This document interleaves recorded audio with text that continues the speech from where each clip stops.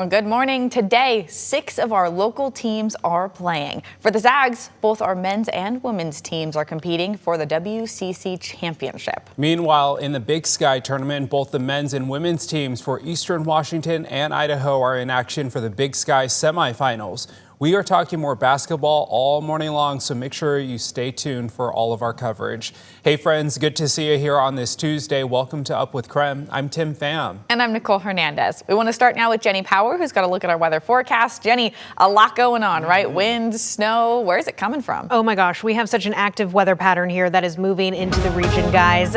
Right now, if you're waking up with us, of course it is a dry start to the day, but temperatures are very cold. We've also got just a little bit of a wind here coming from the southwest. So we're sitting at about 26 degrees right now for Spokane. But yes, what we're bracing for and why we're under this weather impact alert has to do with some very high winds that are going to be moving in Wednesday night, headed into Thursday morning. And we're talking gusts that are 50 to 65 miles per hour. And now the National Weather Service has put in some high wind watches because of this next system that's moving in. So now's the time to make sure you're prepared for that. Now, not only is the region seeing some high winds that are going to be on the way, but also we're bracing and seeing some heavy mountain snow. We're talking multiple feet of snow over the Cascades, and even a rare blizzard warning that's going to be going in place for the Cascades because of the high winds that are prompting the high wind watches. So that's what I'm fully going to be timing out for you weather-wise in my extended forecast. But yes, it's definitely going to be an active week ahead, guys. Taking a live look at traffic now. We'll have a live look at I-90 and Argonne this morning. Definitely a few more cars on the road compared to what we were looking at just a half hour ago, but still nothing in terms of traffic. I'm looking at our traffic maps, and pretty much everywhere looks just like this. So if you're heading out the door, no major congestion at this point. Breaking news here at 6:02. This is a live look at Olympia, where lawmakers are going on 12 plus hours of debating the Millionaires tax. They started at around 5:40 last night in the House, and they are still going, as you can see. The Millionaires tax now appears to be on the verge of passing the House, where Democrats who back the bill have the majority. Lawmakers have spent the overnight hours debating close to 80 amendments to the bill. So remember here, with this bill, households making more than $1 million a year would pay the income tax on earnings above that. The version includes several changes, including more tax breaks for small businesses and low-income families. Republicans claim the bill violates state law, which bans an income tax. This bill is all about a tax on Washington state from my perspective. Every single person. In fact, that's how it skirts the Constitution. It says it's a tax on every single person with an exemption. So either the title's out of line, the intent's out of line, or the black and white reading of every affection statement is out of line. Further remarks. If the bill passes out of the House, it'll go to the Senate, where it is also expected to pass. Then it would go to Governor Ferguson, where he says he will sign it. Well, in the last hour, the Pentagon gave an update on the conflict in Iran. The chairman of the Joint Chiefs of Staff laid out the United States' 3 goals: destroying missiles and drones, striking Iran's navy, and targeting Iran's military bases. President Trump has said the war in Iran is now winding down. He told CBS News, quote, "The war is very complete." On social media, he also said, quote, "Death, fire, and fury will rain upon Iran if they do anything to stop the flow of oil." He has also said he is disappointed about who Iran chose as their new leader. We think they should put a president in, or the head of the country in, that's going to be able to do something peacefully for a change. As deadly strikes continue, Iran's retaliation has been relentless, launching missile and drone strikes on Israel and U.S. targets in nearby countries. 7 U.S. service members have died in the conflict. And because of this conflict in the Middle East, gas prices are high across the country. AAA says the average gallon of gas in the U.S. costs $3.54. The Washington state average is about $1 more than that. Congressman Michael Baumgardner wants the state to help keep gas prices down by temporarily suspending Washington's Climate Commitment Act. He sent a letter to Governor Bob Ferguson criticizing his policies. In a statement, Baumgartner said, quote, "This climate change surcharge is little more than a vanity project designed to make people in downtown Seattle feel good about themselves," end quote. He also said it penalizes working people across the state. Now, lawmakers signed this controversial Climate Commitment Act into law in 2021. The revenue from it goes to climate projects with the goal of getting greenhouse gas emissions down by 95% by 2050. While lawmakers had said it would not affect gas prices, prices quickly went up right after that law went into effect.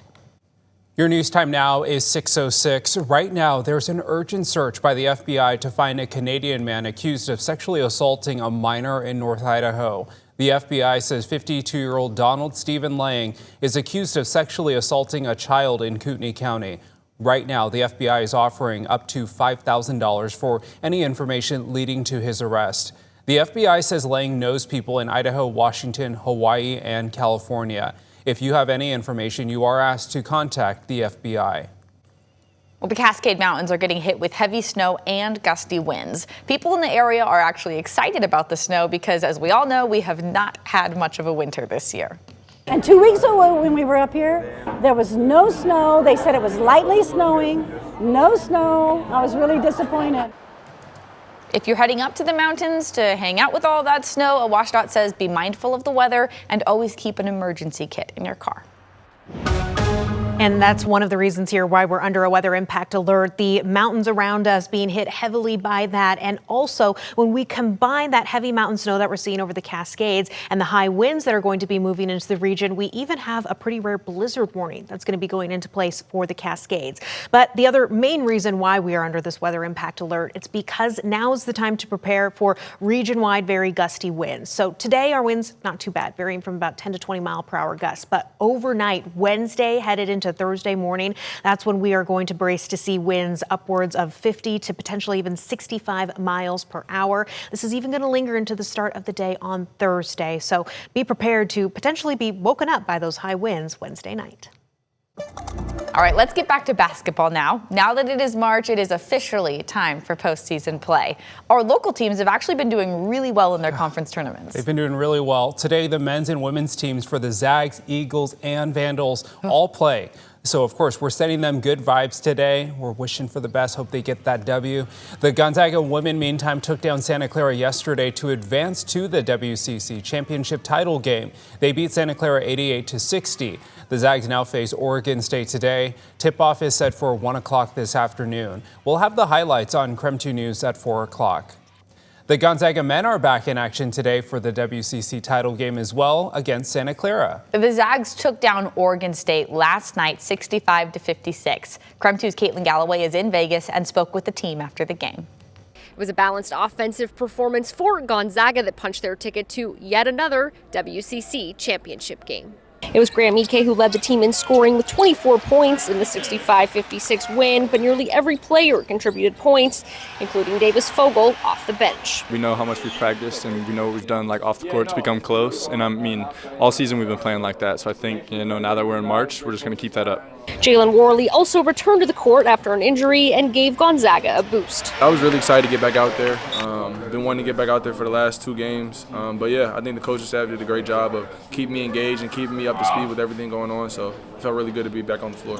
The Zags are no stranger to winning in March, and as they prepare for their 29th straight conference championship game, it's clear that winning in Vegas is the standard.